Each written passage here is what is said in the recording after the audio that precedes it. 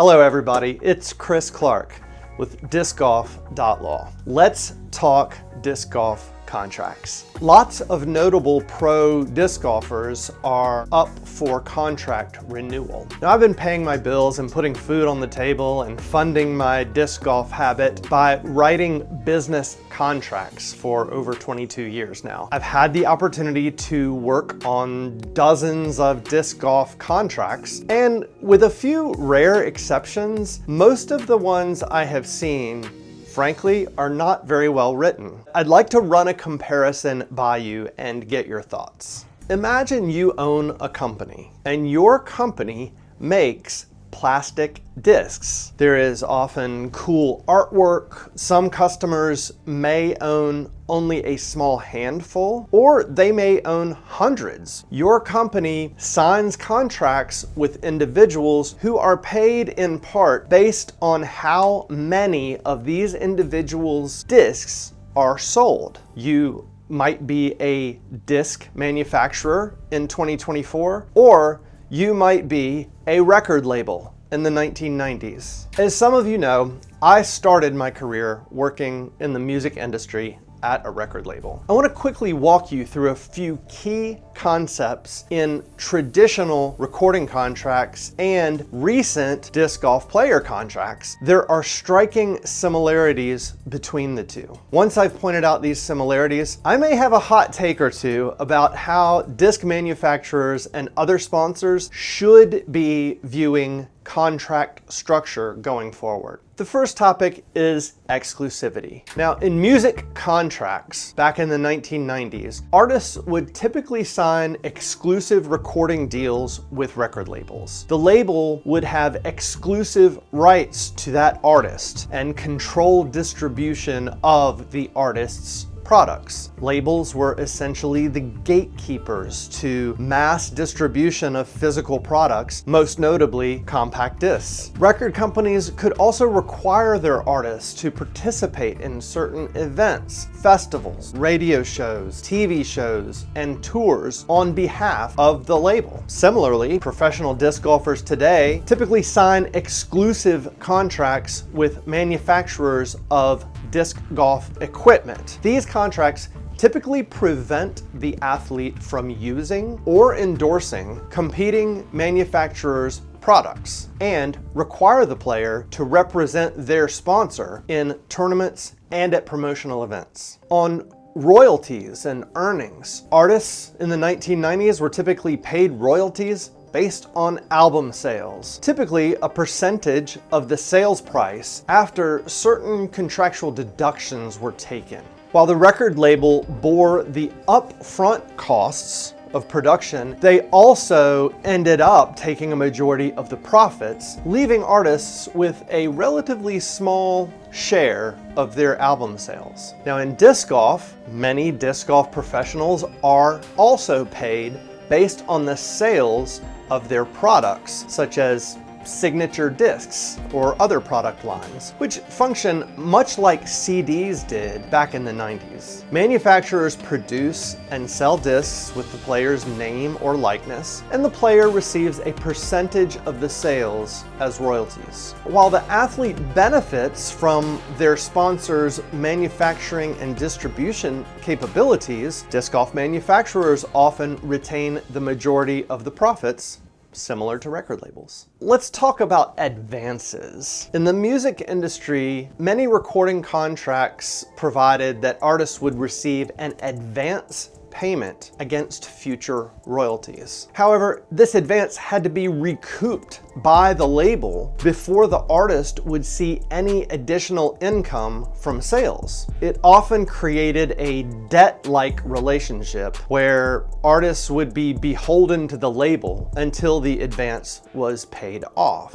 Now, in disc golf, similarly, professional disc golfers sometimes receive upfront payments or bonuses, often structured as guaranteed yearly salaries. While this offers immediate financial security, These payments may also be tied to performance incentives or future sales of the athlete's products. All right, let's talk merchandising. In the music industry, beyond compact disc sales, artists also profited from merchandise sales, and artists profit from tours. All of this was often typically controlled or at least heavily influenced by the record label. Many labels would have a stake in the artist's broader brand and would license out rights to products, much like modern endorsement deals. Record companies frequently even owned or controlled an artist's logo or website. Professional disc golfers also benefit from signature products beyond discs, such as clothing or bags and accessories, with the sponsoring company usually handling production and distribution.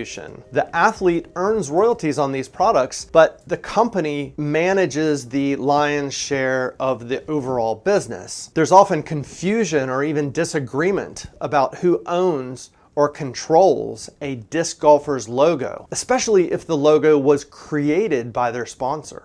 Okay, so let's talk about the contract length. In music contracts, record labels often signed artists to long-term deals spanning multiple albums over many years. During this time, the label had significant control over the artist's output, marketing, and image. Breaking away from a label often provided difficult and costly. Disc golf professionals often sign multi-year contracts with manufacturers. This can lead to athletes being locked in with one sponsor for years, sometimes stifling their ability to switch to a new sponsor or negotiate a better deal. This reflects the lack of autonomy that artists often felt under traditional record label contracts. Now, I want to touch on one more point, and this really involves the evolution of both the music and the disc golf industry. In the late 1990s and into the 2000s, many musical artists started to explore more independent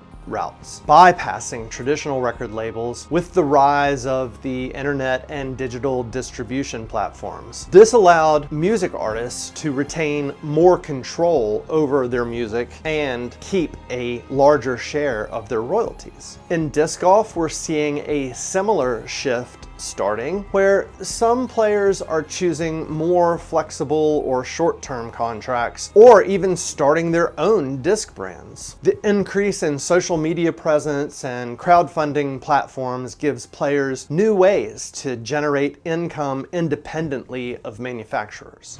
Kevin O'Leary has famously said, "The only reason to do business is to make money." So my first question for you is whether you agree with that or not. I think it's a fascinating question. But let's assume, like most for-profit businesses, disc golf companies exist to make money, or at least that's one of their primary objectives. Based on that assumption, should disc golf sponsors care how well players perform on any given weekend or in any given season? Now, obviously, if there is a demonstrated correlation between winning tournaments or making it onto coverage and disc sales, yes, obviously they should care. But ask yourself this question: who is more valuable to the sponsor? The player that routinely podiums but sells fewer discs, or the player who frequently misses cash but sells lots of product? In this way, I think the music industry had it right. The terms of a disc golf sponsor contract should be, in my opinion, based almost exclusively on disc sales. Players who sell lots of products for their sponsors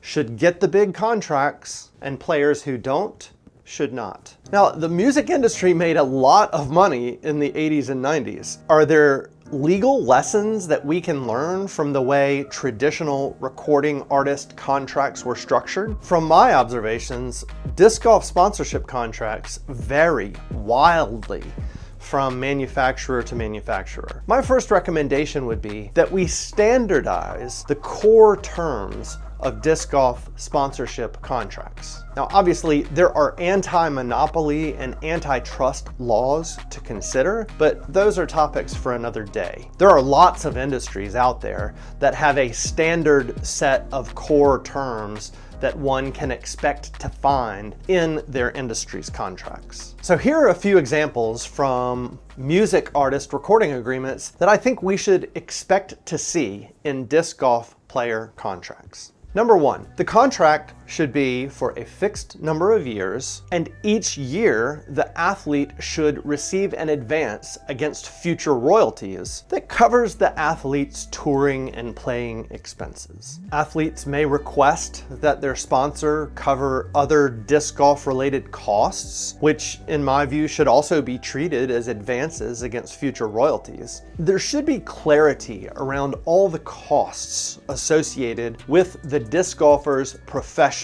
so that the parties know who is paying entry fees, transportation, lodging, food, health insurance, etc. during the contract term. Number two, there should be clear language about how advances and expenses paid by the sponsor on the pro disc golfer's behalf are recouped by the sponsor. Following the recording contract example, this would mean the disc golfer would need to sell enough discs and other merchandise to repay the sponsor's out-of-pocket expenses before the athlete receives any royalties. Number three, manufacturers should build in additional option periods that could extend the term of a disc golfer's contract. Similarly, the athlete should carefully negotiate the terms of these option periods so there's upside for the athlete if the manufacturer chooses to exercise its options. Number four, contracts should have clear delivery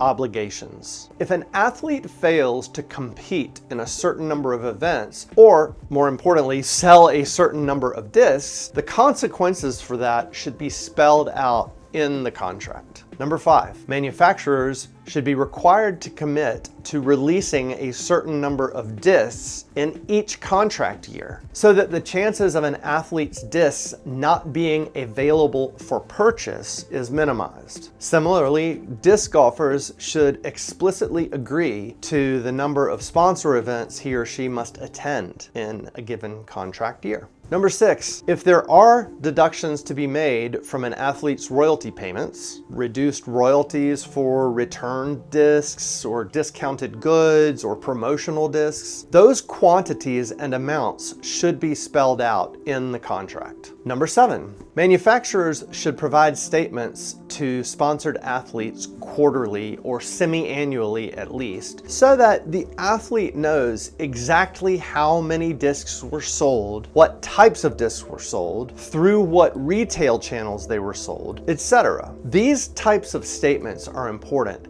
even if no royalties are due, because it helps athletes understand where they stand with respect to recoupment of their advances and which channels of distribution are underperforming. In the music industry, product sales through almost every channel are widely published on a weekly basis. Can you imagine if we had reliable reports each week of how many Captain's Raptors were sold, and we could break it down geographically or online sales versus brick and mortar, or in a variety of other ways? The bottom line is the structure of today's professional disc golf contracts could be improved by borrowing certain elements from traditional music recording contracts. Both involve exclusive contracts with companies where athletes and musicians receive royalties from product sales, primarily plastic discs, and have contracts that should detail earnings and other important financial arrangements. While there is an ongoing shift toward independence in both fields, the central dynamic of brand power remains a common theme. As disc golf grows, I predict we will see similar developments toward athlete autonomy and independent contracting in disc golf. What do you think? Am I way off base? Should manufacturers care how often their players win? Or is that irrelevant if their athletes are selling lots of discs and making the sponsor lots of money? Let me know your thoughts by leaving us a comment down below. Also, please like this video and subscribe to our channel. And as always, thanks for watching.